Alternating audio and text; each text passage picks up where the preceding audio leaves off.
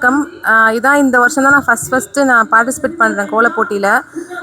இது வந்து 1 மாதத்துக்கு முன்னாடியே கொடுத்ததுனால எங்களுக்கு கொஞ்சம் டைம் இருந்துச்சு ப்ரிப்பேர் பண்ணுறதுக்கு.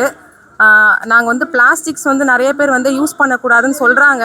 நம்மளே சொல்கிறோம், ஆனால் திருப்பி நம்மளே தான் யூஸ் பண்ணுறோம் அந்த பிளாஸ்டிக்கை.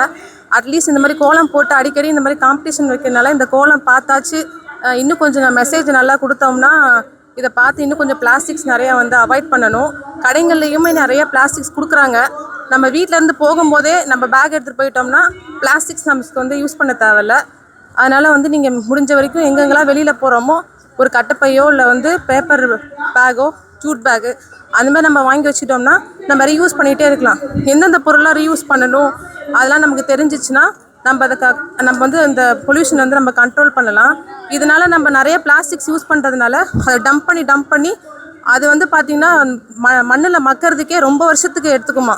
அதனால் வந்து நம்ம அதை எரிக்கிறோம்ல, அதை எரிக்கிறதுனாலையும் அந்த காற்று வந்து மாசுபாடு ஆகுது, அதுவும் பொல்யூஷன் க்ரியேட் ஆகுது. நம்மளே வந்து எல்லாத்துக்குமே காரணமாக இருக்கும். அதை நம்ம கொஞ்சமாக குறைச்சிக்கணும். அதுக்காக தான் நாங்கள் இந்த மெசேஜ்க்காக இந்த கோலத்தை போட்டோம். ரொம்ப தேங்க்ஸ்.